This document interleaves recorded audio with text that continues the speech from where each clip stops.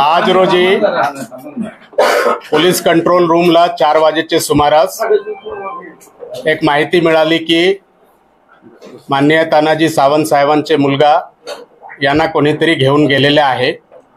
हे माहिती मिळाल्यानंतर तात्काळ जे आहे सर्व टीम ॲक्टिव्हेट झालेली आहे।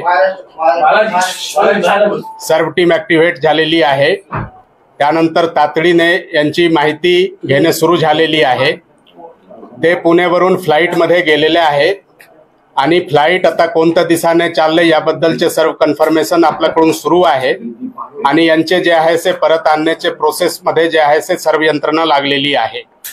याबद्दल सिंगल रोड पोलीस स्टेशनला एक किडनॅपिंगची FIR दाखल करण्यात आलेली आहे आणि त्या अनुषंगाने जे आहे क्राइम ब्रांचकडे हे तपास जे आहे ते हँडओव्हर करण्यात येत आहे आणि क्राइम ब्रांचचे जे आहे टीम यांचे तपासमध्ये लागलेले आहे। आता प्राथमिक माहिती हेच आहे आणि यानंतर आता सर्व माहिती जे आहे ते डेव्हलपमेंट होत आहे। एक वेळ फायनल डेव्हलपमेंट काय होतील त्या अनुषंगाने आपल्याला परत जे आहे ते माहिती आम्ही प्रेस ब्रीफिंगच्या द्वारा किंवा प्रेस मीडिया ग्रुपवर हे माहिती देणार आहे। आता जे प्राथमिक माहिती आहे इतकीच माहिती आहे आणि यांच्या अनुषंगाने वेगळे दृष्टिकोनातून वेगळे यंत्रणाकडून प्रयास चालू आहे।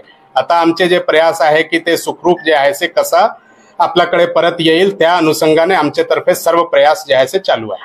तर बेपत्ता म्हणायचं त्याच्यावर अजून बेपत्ता किंवा किडनॅपिंग असं काहीही नाहीये, कारण त्याचे 2 मित्रच आहेत। असं नवीन किंवा अननोन पर्सन किंवा असं कोणीही त्याच्यामध्ये नाहीये। अजून आम्हालाच नेमकं माहित नाही की ते असं फोन न करता किंवा माझ्या घरात आतापर्यंत अशी पद्धत नाही। अगदी कुठं वाकडला जरी कुठं जाणार असेल तर फोन करून पप्पा मी तिकडे चाललो, पण इथं ज्यावेळेस आला त्याची गाडी वापरली नाही की दुसऱ्याच गाडीतनं तो इथपर्यंत आले ते 3 जण आणि गेले। त्याच्यामुळे मी कॉशियस झालो की बाबा मला इंटिमेट केलं नाही किंवा माझा जो थोरला मुलगा आहे गिरिराज त्याला इंटिमेट केलं नाही। कम्युनिकेशन कंटिन्युअस असतं, दिवसातनं कमीत कमी 15 ते 20 फोन आमचे एकमेकाला होतात आणि त्याच्यामध्ये फोन आला नाही आणि अचानक हा एअरपोर्टवरती कशाला गेला त्याच्यामुळे मी कॉशियस झालो। म्हणून मी कॅम्पसमध्ये गेलो, कॅम्पसमध्ये सांगितलं की बाबा त्याची स्वतःची गाडी घेतलेली नाही, दुसऱ्याच गाडीने हे 3 जण त्या ठिकाणी गेले। म्हणून मी कॉशियस होऊन इमिजिएट ह्या गोष्टींना साहेबांना फोन केला, CP साहेबांना फोन केला, फडणवीस साहेबांना फोन केला। त्याच्यावरती इमर्जन्सी फास्ट ट्रॅकवरती मी त्याच्यावरती गेलो आणि आता कळलं की ते प्रायव्हेट चार्टरनं फ्लाय झालेले आहेत। आता कुठं लँड होत आहे ते अजून they are also trying at their level best. आम्ही आमच्या पद्धतीने प्रयत्न करतोय। We are waiting the result.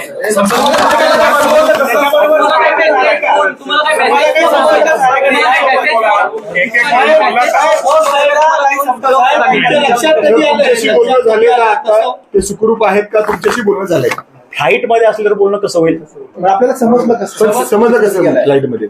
जो ड्रायव्हर सोडायला गेला होता तो ड्रायव्हर आला कॅम्पस माघारी, तो म्हणला की मी त्यांना सोडून आलो एअरपोर्टला, म्हणून आम्हाला कळलं की एअरपोर्टला आले। ते नेमकं कुठे गेले ते समजू शकतो? काही नाही, काहीच माहित नाही।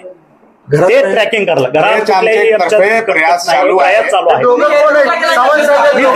मित्रच ते नावही मला माहित नाही। आता ते समजेल, ड्रायव्हर बी एकदम हे झालेला आहे, ड्रायव्हर कडे कळेल। आम्ही तेच माहिती घेतो की नेमकं कोण आहे त्यांच्यावर।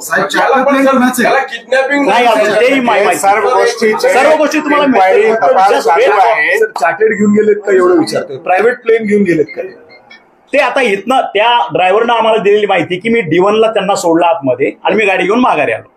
पण आपण जे संपर्क करताय, आम्ही करतोय प्लेनला, ते आम्ही नाही की गाडी पोलीस नाही अजून ते माहितच आहे। फ्लाईट आहे मग ते चार्टर आहे का रेग्युलर फ्लाईट आहे आणखी काही ते अजून काहीच क्लिअर झालेलं नाही। For that we are waiting and they are also trying to their level.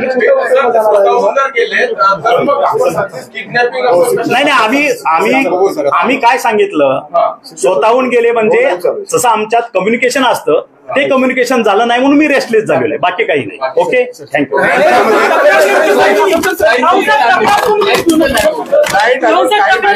Land झाल्यानंतर आपल्याला कळवण्यात येईल।